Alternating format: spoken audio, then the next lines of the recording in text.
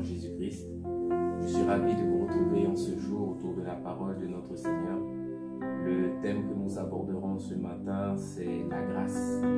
Parce que c'est un sujet qui est aujourd'hui incompris par bon nombre de personnes et qui est utilisé à tort et à travers pour pouvoir pécher. Alors que la grâce elle-même a un rôle, elle a un but dans la vie des croyants, dans la vie de tout homme. Et le Seigneur lui-même nous appelle à saisir cette opportunité qui nous est donnée afin que nous puissions, comme des petits enfants, revenir à lui. Je vous invite, bien-aimés, à remettre ce temps, ce moment avec moi entre les mains du Seigneur et que vraiment ce matin, le Seigneur puisse prendre le contrôle de toutes choses par son esprit dans le nom de Jésus. Amen. Éternel, notre Dieu, notre roi, nous te bénissons, Papa. Nous te disons merci, Seigneur mon Dieu, pour l'opportunité, Seigneur mon Dieu, que tu nous accordes encore en ce matin, de nous réunir, Seigneur mon Dieu, dans ta présence. Que vraiment, Seigneur, ton nom soit exalté, glorifié, élevé, Seigneur mon Dieu, en ce jour, au travers, Seigneur mon Dieu, de cette prédication. Que vraiment, Père, tu puisses prendre le contrôle de toutes choses et guider, Seigneur mon Dieu, tout ce que je suis, Seigneur mon Dieu, dans tes voies, afin que ta parole sainte, ta parole seule soit annoncée, Seigneur mon Dieu, à ton peuple. Je remets également, Seigneur mon Dieu, ton peuple qui sera à l'écoute, Seigneur mon Dieu, et tous ceux et celles qui demain tomberont, Seigneur mon Dieu, sur cet enregistrement, que vraiment, Seigneur, tu puisses les bénir et que tu puisses toucher les cœurs, Seigneur mon Dieu, dans le nom puissant de Jésus. Aide-nous, Seigneur, parce que nous savons que tu reviens bientôt et qu'il est crucial, Seigneur mon Dieu, pour nous d'être trouvés dans cette préparation, Seigneur mon Dieu, avec cette ferveur, afin que nous ne puissions pas manquer, Seigneur, cet événement que le ciel attend. Je te bénis, je te rends gloire et je remets tout entre tes mains, que tu puisses prendre l'espace de contrôle, Seigneur mon Dieu, de toutes choses, et bénir ton peuple dans le nom de Jésus. Amen. Donc, qu'est-ce que la grâce, bien-aimée? Cette grâce qui est si souvent incomprise et mal utilisée par le monde. La Bible nous enseigne que la grâce, c'est la faveur divine de Dieu sur nos vies. Cette grâce, elle est accordée à toute l'humanité. Elle a été accordée à la croix en la mort de notre Seigneur Jésus-Christ. En sorte que aujourd'hui, nous jouissons de ce bienfait gratuitement. Nous n'avons pas payé pour pouvoir avoir la grâce, mais la grâce aujourd'hui est là. Tu n'as qu'à la saisir pour pouvoir vivre une vie agréable au Seigneur. Et comme je l'ai dit, être sous la grâce, bien-aimé, ne veut pas dire qu'on a le droit d'être dans l'abondance et dans la jouissance du péché. Aujourd'hui, il y a un message qui est véhiculé dans les églises apostasiques où le message lui-même est plus que falsifié, où tu donnes ta vie au Seigneur et après avoir reçu le Seigneur Jésus, tu es une nouvelle créature, tu es sauvé, tu as gagné le royaume. Tu as le droit de retourner dans le monde et de vivre ta vie comme si tu n'avais jamais connu Christ. Lorsque nous lisons la Bible, à aucun moment ce schéma est donné par le Seigneur Jésus-Christ. À aucun moment. La Bible nous enseigne que le Seigneur Jésus lui-même est le Rédempteur de toute l'humanité. Et que le Seigneur lui-même nous appelle à être saints comme lui-même est saint, saint, saint. Ce qui veut dire aujourd'hui, le Seigneur, lorsqu'il t'appelle, c'est dans le but de faire de toi une nouvelle création. Que tu puisses réformer toutes tes voies, que tu puisses réformer toute ta vie et que tu puisses pratiquer de bonnes œuvres.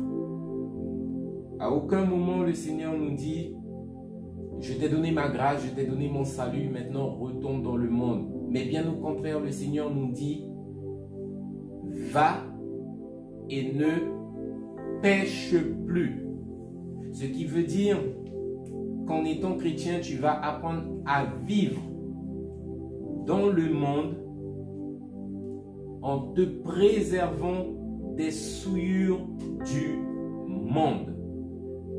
Et le chrétien aujourd'hui ne doit pas être dans cette illusion où il abuse constamment de la grâce du Seigneur Jésus. Amen. J'invite le peuple dans le livre de Galates au chapitre 5.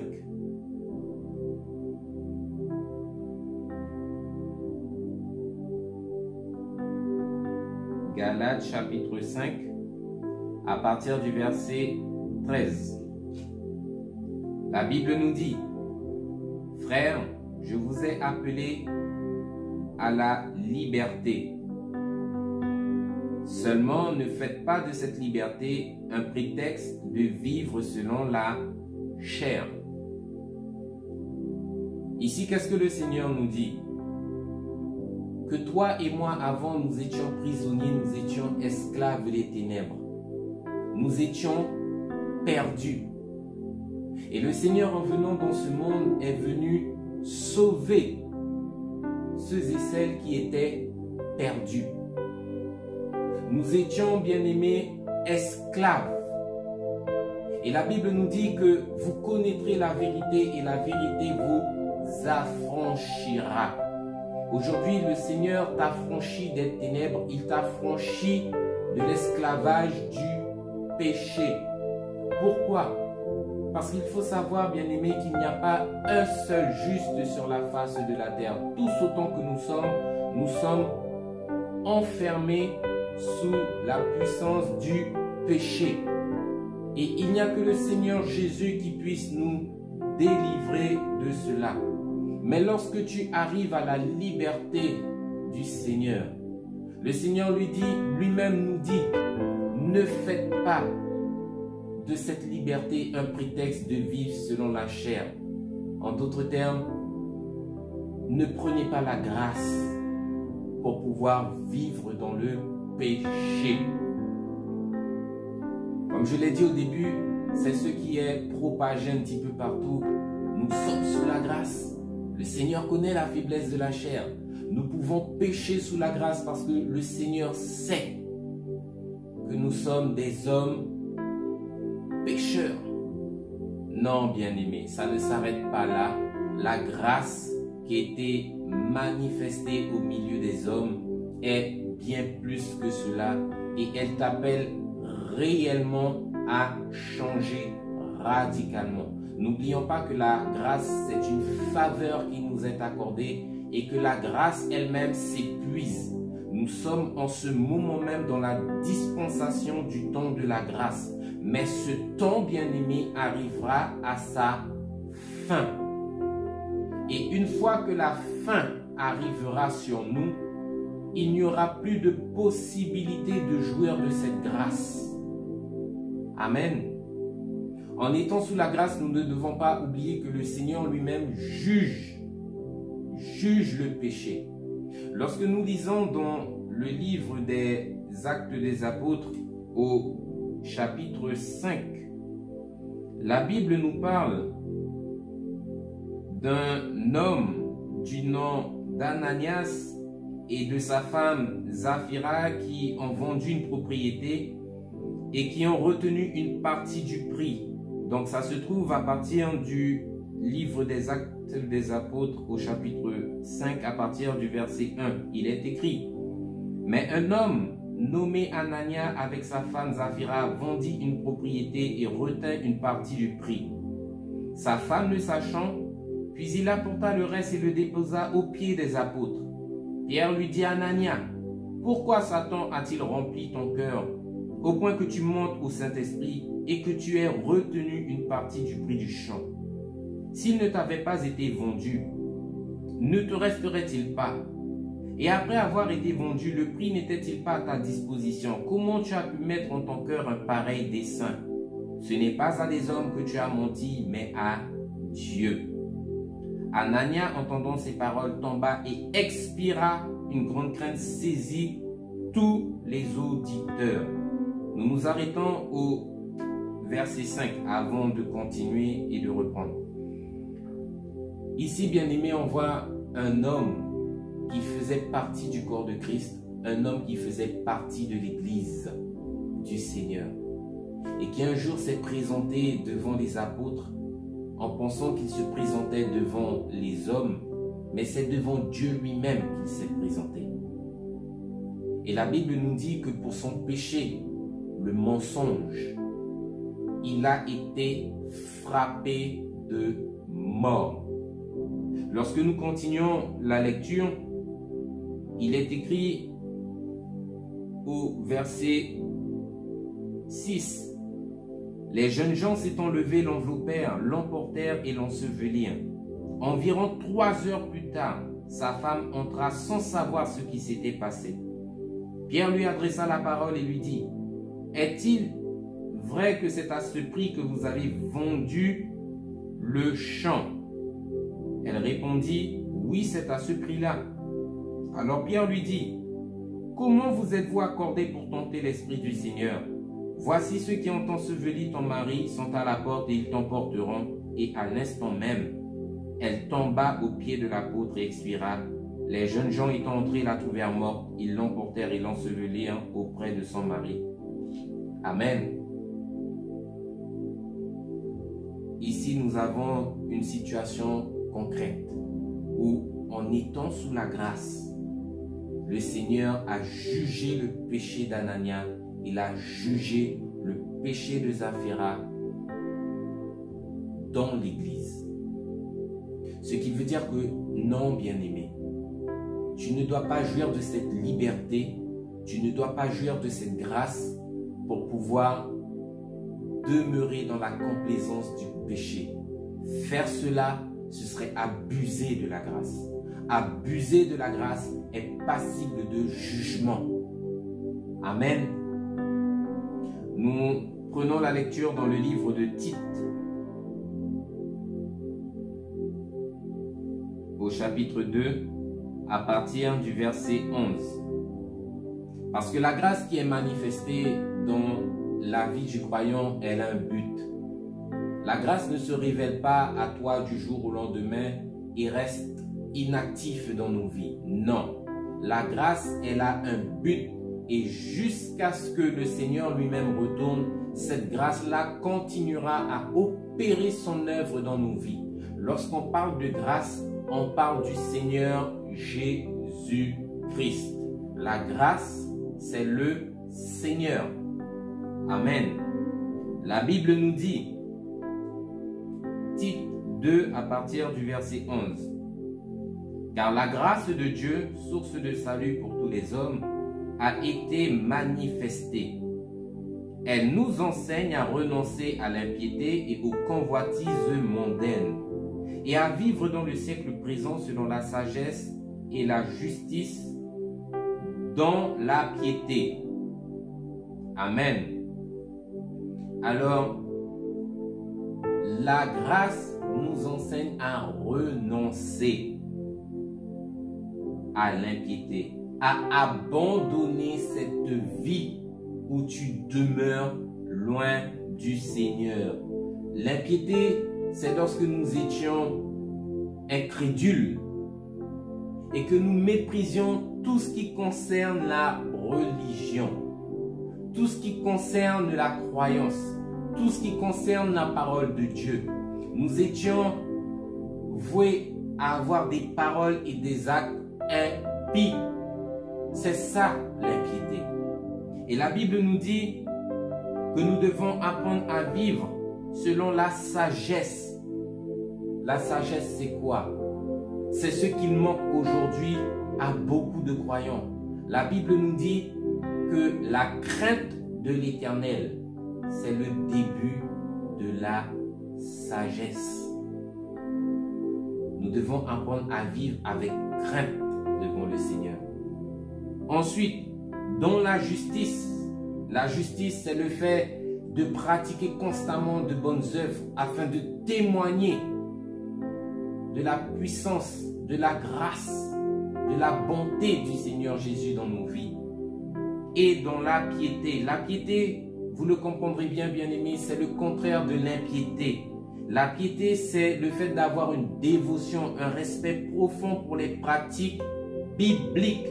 Tu as un zèle pour pouvoir mettre ces choses en pratique constamment, chaque jour que le Seigneur nous fait ici-bas. En d'autres termes, tu ne te refroidis pas, mais constamment tu cherches à plaire à ton Seigneur. Tout simplement pourquoi? Parce que la grâce qui nous a été donnée ne nous appartient pas. C'est la grâce du Seigneur et elle est manifestée dans nos vies. Nous n'avons pas mérité, bien-aimés, d'avoir une telle opportunité.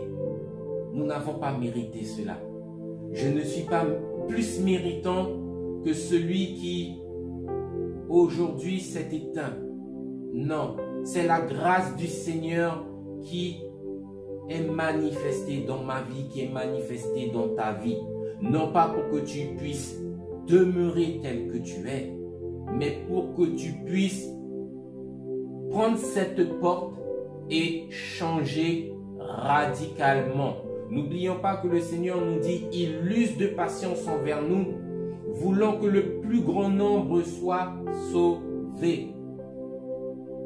Amen. Donc, c'est cela la grâce. La grâce, elle aura pour but de t'enseigner à renoncer à l'impiété et aux convoitises du monde. Et elle t'enseignera à vivre dans le siècle présent selon la sagesse, la justice et la piété, en sorte que tu sois constamment, comme je l'ai dit, agréable à Dieu. Amen.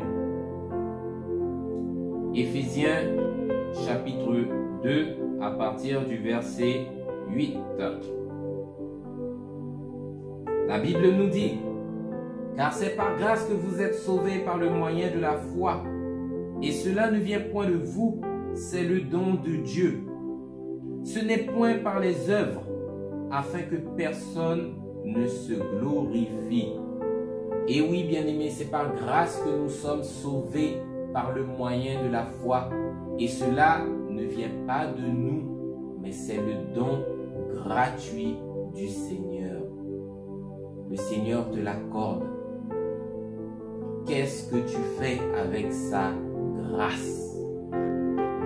La grâce t'a été donnée. Elle a été manifestée à l'humanité tout entière.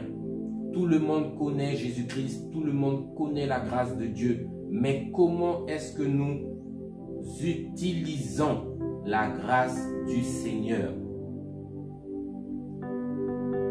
C'est par grâce que nous sommes sauvés et cela ne vient pas de nous, mais c'est le plan de Dieu manifesté dans nos vies pour notre salut.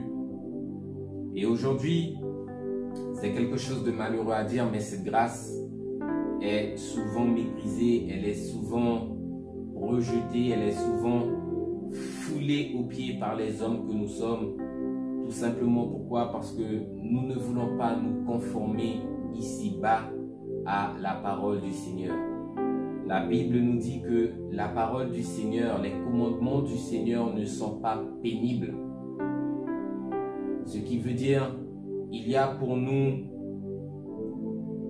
plus à gagner en se rangeant du côté du Seigneur, en rentrant par la porte de la grâce, en pratiquant la parole du Seigneur, parce que la Bible nous dit que les commandements du Seigneur ne sont pas pénibles. La Bible nous dit que le joug et le fardeau du Seigneur sont légers, tandis que lorsque tu demeures dans le péché, le joug et le fardeau du péché est un poids sur ta vie. Le Seigneur te libère de tout cela en étant sous la grâce. Amen. J'invite le peuple dans le livre de Jean au chapitre 1. Jean 1 à partir du verset 9. Ici, bien aimé, c'est un chapitre qui nous montre clairement le rejet de la grâce. Verset 9, il est écrit, « Cette lumière était la véritable lumière qui, en venant dans le monde, éclaire tout homme. Elle était dans le monde et le monde a été fait par elle. Et le monde ne l'a point connue. Elle est venue chez les siens et les siens ne l'ont point reçue. » Amen. Le Seigneur Jésus-Christ est apparu au milieu de son peuple. Le peuple a refusé de croire en lui. Le peuple l'a rejeté au point même de le crucifier à la croix. Et la Bible nous dit que si tu rejettes cette grâce, tu ne rejettes pas uniquement une parole, mais c'est la personne de Jésus-Christ lui-même que tu rejettes. Lorsque nous lisons le verset 12, il est écrit « Mais à tous ceux qui ont reçu la grâce, à tous ceux qui croient en son nom, elle a donné le pouvoir de devenir enfants de Dieu. » Amen. Vous voyez ce que la grâce manifestée dans nos vies fait lorsque nous l'acceptons, lorsque nous l'honorons, lorsque nous l'élevons. Elle nous donne la possibilité de devenir enfants de Dieu. Nous avons plus à gagner en acceptant la grâce qu'en la rejetant. Alléluia. Et il est important de savoir que la dispensation dans laquelle nous sommes, comme je l'ai dit au début, arrive à sa fin. La grâce, le temps de la grâce qui nous est accordé ne durera pas éternellement sur cette terre. La grâce, jour après jour, est en train de s'épuiser. Pour ceux qui périssent, la grâce est en train de s'épuiser.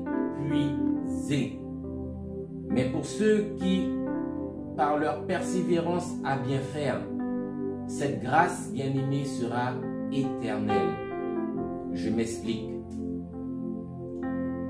Si tu vis ta vie ici-bas en rejetant les préceptes du Seigneur, en rejetant l'œuvre de la croix, en rejetant le sang de Jésus, en rejetant la grâce qui a été ainsi manifestée pour toi, et que demain matin, tu atterris en enfer, la grâce sera pour toi terminée. Pourquoi? Parce qu'en enfer, il n'y a pas de pardon. En enfer, il n'y a pas de grâce. En enfer, il n'y a pas de repentance. En enfer, toutes ces choses n'ont plus aucune valeur. N'oublions pas ce que nous avons déjà vu. Là où est-ce que tu tombes, c'est éternellement que tu resteras. Tu es arrivé en enfer, il n'y a plus de miséricorde. Amen.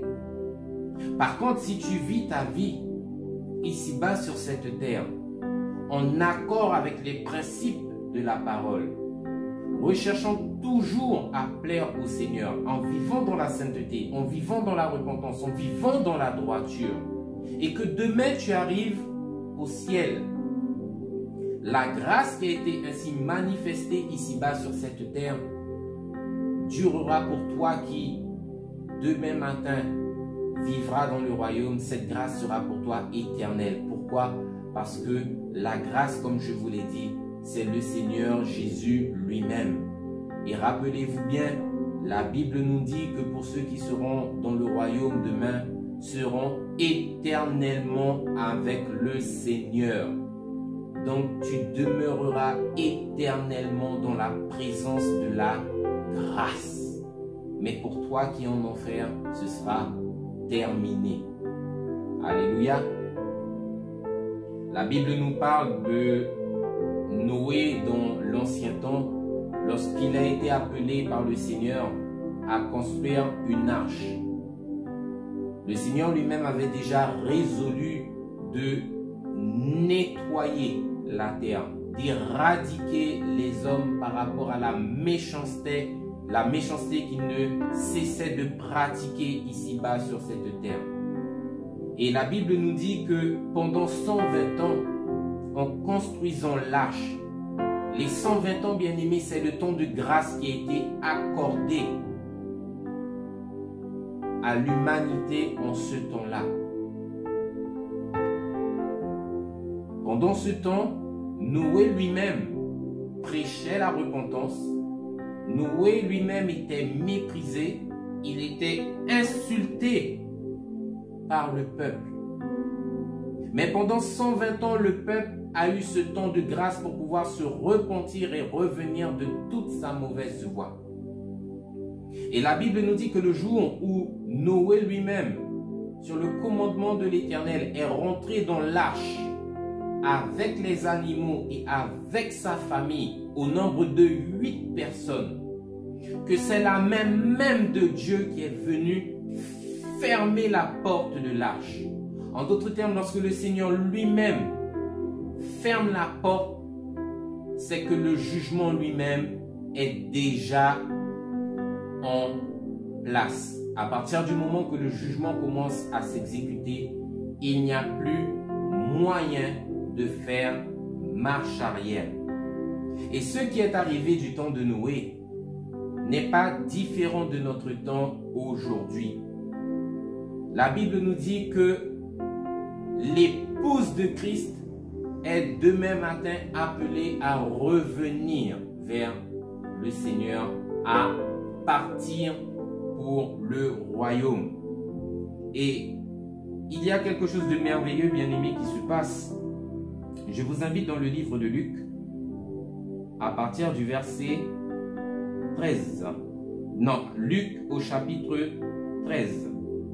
À partir du verset 25, nous prenons la lecture. Il est écrit ici: quand le maître de la maison se sera levé et aura fermé la porte, et que vous, étant dehors, vous commencerez à frapper à la porte en disant: Seigneur, Seigneur, ouvre-nous. Il vous répondra: je ne sais d'où vous êtes. Alors, vous vous mettrez à dire: nous avons mangé et bu devant toi, et tu as enseigné dans nos rues. Et il vous répondra: je vous le dis, je ne sais d'où vous êtes. Retirez-vous de moi, vous tous ouvriers d'iniquité. Début du verset 28, il est écrit: c'est là qu'il y aura des pleurs et des grincements de dents. La Bible nous dit bien au verset 25: quand le maître de la maison se sera levé et aura fermé la porte. En d'autres termes, lorsque nous serons tous rentrés dans le royaume, le Seigneur lui-même se lèvera et ira fermer la porte. Lorsque le Seigneur fermera la porte et que dehors le jugement aura pris place, il sera impossible que le Seigneur ne fasse machine arrière. Impossible que le Seigneur revienne sur sa décision. Le temps nous a été accordé. Qu'avons-nous fait du temps de la grâce? Avons-nous recherché à connaître le Seigneur, à vivre selon la pensée de la parole de Dieu? Et la Bible nous donne de rentrer en profondeur au travers de ce verset qui nous dit que lorsque le Seigneur lui-même fermera la porte, ceux qui seront dehors, qui commenceront à frapper, le Seigneur leur répondra: je ne sais d'où vous êtes, retirez-vous de moi, ouvriers d'iniquité. Nous avons ce schéma parfait qui nous est indiqué dans le livre de Matthieu 25, au travers de la parabole des vierges folles et des vierges sages. Matthieu 25 à partir du verset 1. La Bible nous dit: le royaume des cieux sera semblable à 10 vierges qui ayant pris leur lampe, allèrent à la rencontre de l'époux. 5 d'entre elles étaient folles et 5 d'entre elles étaient sages. Les folles, en prenant leur lampe, ne prirent point d'huile avec elles. Mais les sages prirent avec elles leur lampe, remplis d'huile dans des vases. Comme l'époux tardait, toutes s'assoupirent et s'endormirent. Au milieu de la nuit, on cria, voici l'époux, allez à sa rencontre. Alors toutes ces vierges se réveillèrent et préparèrent leurs lampes. Les folles dirent aux sages, donnez-nous de votre huile, car nos lampes s'éteignent. Les sages répondirent, non, il n'y en aura pas assez pour nous et pour vous. Allez plutôt en acheter chez ceux qui en vendent. Pendant qu'elles allaient en acheter, l'époux arriva, celles qui étaient prêtes entrèrent avec lui dans la salle des noces et la porte fut fermée. Plus tard, les autres vierges vinrent et dirent, Seigneur, Seigneur, ouvre-nous. Mais il répondit, je vous le dis en vérité, je ne vous connais pas. Veillez donc, puisque vous ne savez ni le jour ni l'heure. Amen. Vous ne connaissez ni le jour ni l'heure. Nous devons trembler, bien-aimés, parce que ce temps, cette heure peut arriver sur nous soudainement. Mais est-ce que nous sommes prêts? Amen. Donc ici, dans le passage des vierges folles et des vierges sages, la Bible nous enseigne qu'il y a dans l'église du Seigneur deux types d'églises. Il y a la Vierge folle et il y a d'un côté la Vierge sage. La Vierge folle, c'est l'église qui n'a pas la crainte du Seigneur. C'est l'église qui a entendu l'évangile, mais qui a décidé de vivre selon sa propre voie. C'est l'église où tout est accepté, où le monde aujourd'hui rentre dans l'église et est à l'aise avec le péché. C'est l'église qui n'est pas satisfait du premier sang, du premier sacrifice du Seigneur Jésus et qui en demande un autre. C'est l'église qui abuse et qui rejette constamment la grâce.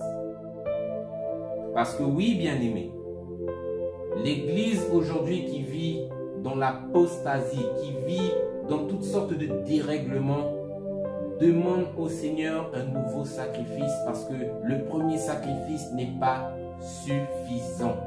Nous verrons cela plus tard. Et tu as de l'autre côté l'église des vierges sages. C'est l'église qui a entendu l'évangile, qui n'a pas méprisé la parole, mais qui l'a gardée et qui l'a mise et qui continue jusqu'à ce que le Seigneur revienne de la mettre en pratique. C'est l'église qui a la crainte du Seigneur. C'est l'église qui vit dans la sainteté, qui vit dans la droiture, qui vit dans la justice, qui vit dans la repentance et la sanctification. C'est une église qui aime la réprimande et qui recherche toujours la perfection. C'est une église qui sait que son Seigneur revient et qui, dans l'attente de son retour, ne cesse de se préparer. C'est une église qui sera sensible au péché et qui pratiquera la tolérance zéro au péché.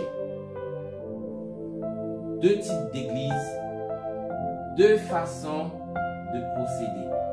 Et la Bible nous dit que c'est l'église des vierges sages qui seront restées dans l'obéissance, dans la soumission, dans la crainte, dans la pureté, qui rentrera dans la salle des noces.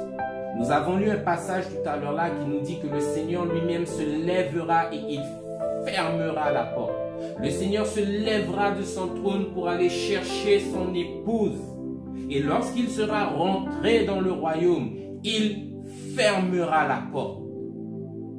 Le temps de la grâce sera fini. Pour tous ceux et celles qui viennent après et qui auront manqué ce rendez-vous, la Bible nous dit que ce qui les attend, c'est les pleurs et les grincements de dents.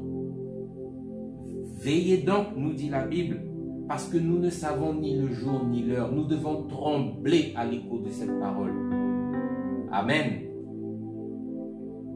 Donc, pourquoi l'Église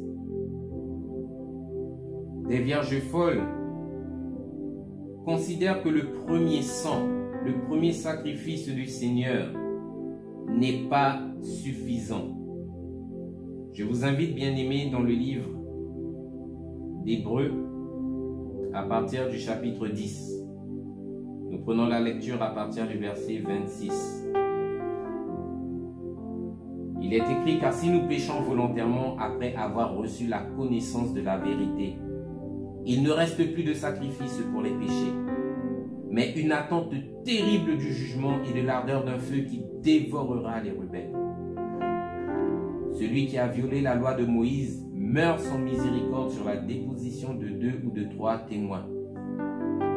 De quel pire châtiment pensez-vous que sera jugé digne celui qui aura foulé aux pieds le Fils de Dieu et qui aura tenu pour profane le sang de l'alliance, par lequel il a été sanctifié, et qui aura outragé l'esprit de la grâce?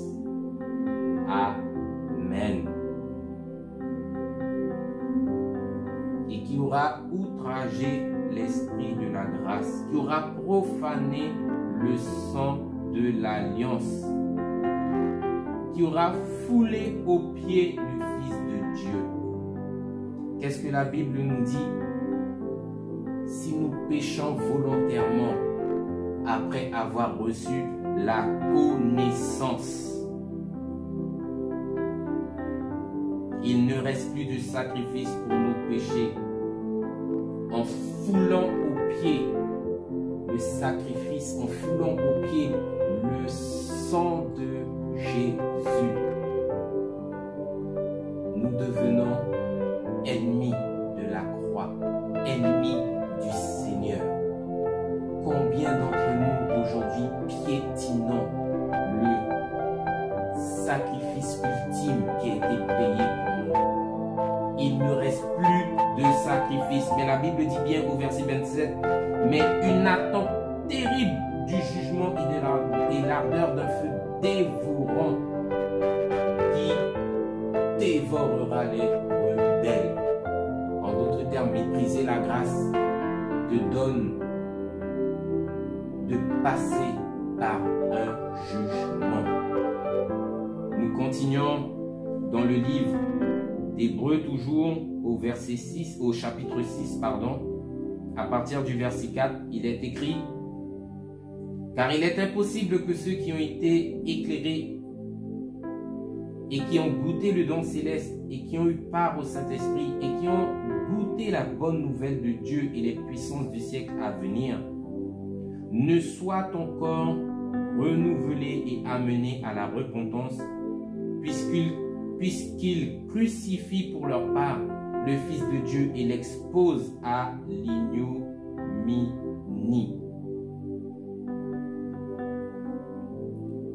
Tu ne peux pas abuser de la grâce après avoir reçu la connaissance. Le Seigneur lui-même est mort une fois. Et le sacrifice qu'il a payé à la croix pour toi et pour moi est plus que suffisant pour que nous puissions revenir à lui, que nous puissions nous dépouiller de toute œuvre de ténèbres. Le sang qui a été versé à la croix pour toi et qui aujourd'hui te donne d'être sous la grâce, ce sang qui te donne aujourd'hui de pouvoir prétendre au salut de Dieu, ce sang-là, bien-aimé, est plus que suffisant pour ôter, pour effacer ton péché. Il existe dans l'Ancien Testament une loi sacrificielle concernant le sacrifice. La Bible nous dit que lorsque tu présenteras un sacrifice au Seigneur, il faut que ton sacrifice soit parfait, qu'il soit sans défaut. La Bible nous dit qu'à l'époque, on présentait un agneau. Le sacrifice de Dieu, c'est Jésus-Christ lui-même. La Bible l'identifie comme étant l'agneau de Dieu, l'agneau parfait. Pourquoi? Parce que cet agneau que tu offrais en sacrifice, il ne devait pas être difforme, il ne devait pas avoir une quelconque infirmité, il ne devait pas être malade, il ne devait pas être boiteux, aveugle, mais il devait être irréprochable. Ce que le Seigneur Jésus était lorsqu'il a paru au milieu des hommes jusqu'à la mort de la croix, il a été parfait dans toute sa conduite. Mais aujourd'hui, même si le Seigneur voudrait retourner à la croix pour toi et pour moi, le Père n'accepterait pas le sacrifice. Parce que le Seigneur lui-même a été déformé. Sa chair a été déchirée. L'agneau parfait qu'il était avant ne l'est plus. Parce que ses mains et ses pieds ont été percés. Il a un défaut aujourd'hui. Et il ne pourra pas revenir à la croix pour toi et pour moi. Le premier sacrifice est plus que suffisant. Et la Bible nous dit, lorsque le Seigneur Jésus-Christ lui-même paraîtra dans toute sa gloire, il ne reviendra pas à Jérusalem pour pouvoir aller à la rencontre des pharisiens et des sadducéens pour pouvoir leur prêcher la parole. Il ne reviendra pas dans le monde mourir une seconde fois.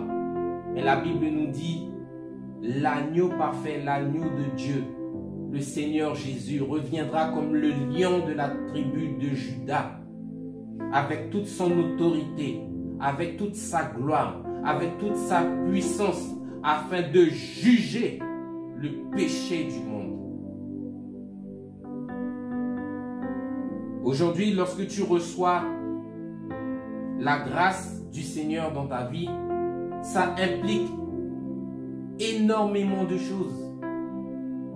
Ça implique que tu dois abandonner ta vie totalement au Seigneur, que tu dois apprendre à t'effacer pour pouvoir permettre au Seigneur de se mettre en avant et de guider et de contrôler ta vie. Les hommes que nous sommes aujourd'hui, nous voulons contrôler notre vie, chacun à notre manière, agir selon les désirs de notre propre cœur. Et combien même si ce qu'on fait est mal ou est une abomination, eh bien parce qu'on a décidé de le faire, on se sent bien. Quitte à transgresser la loi et les commandements du Seigneur.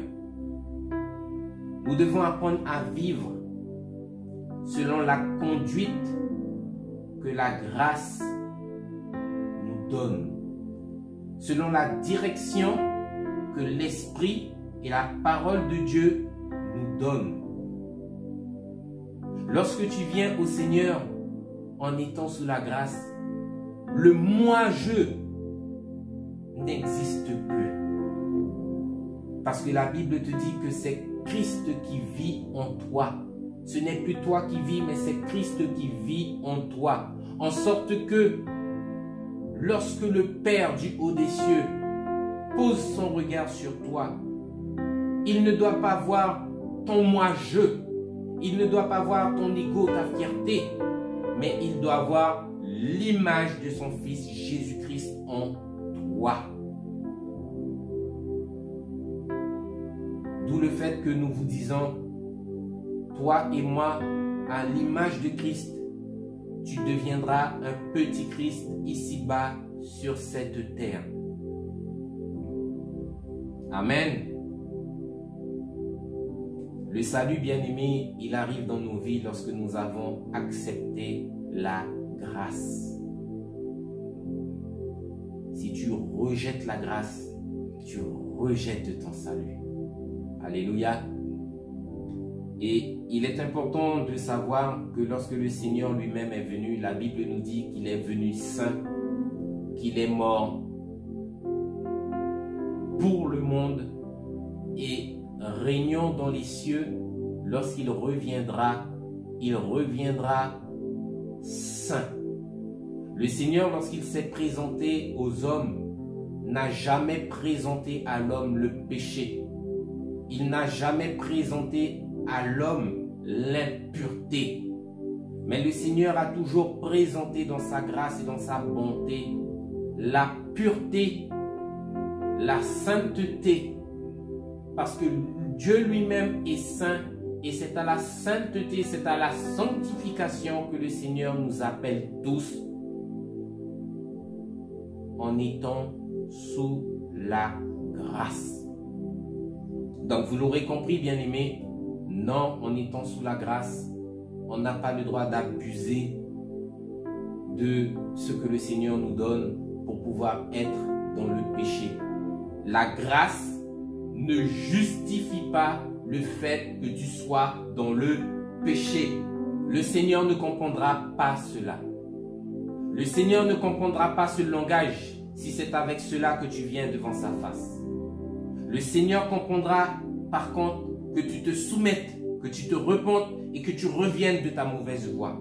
Parce que c'est là le plan qu'il a lui-même tracé pour toi par grâce pour que tu puisses hériter du royaume.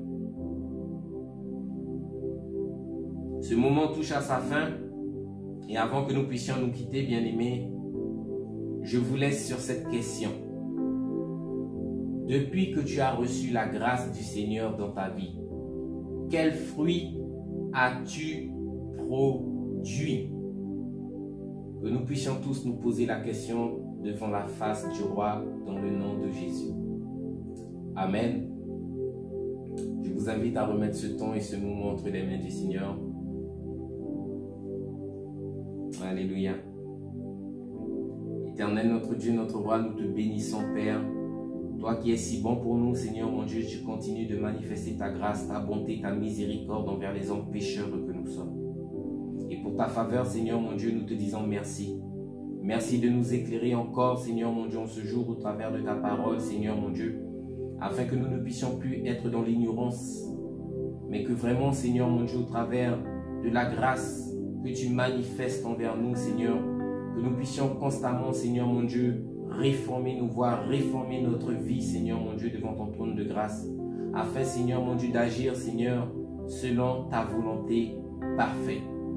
Aide-nous, Seigneur mon Dieu, à ne pas être trouvés dans l'abus, dans le rejet, Seigneur mon Dieu, de cette grâce qui nous est accordée à tous, mais vraiment, Seigneur, que nous puissions saisir ce qui nous est accordé pour notre salut. Père, nous te demandons pardon.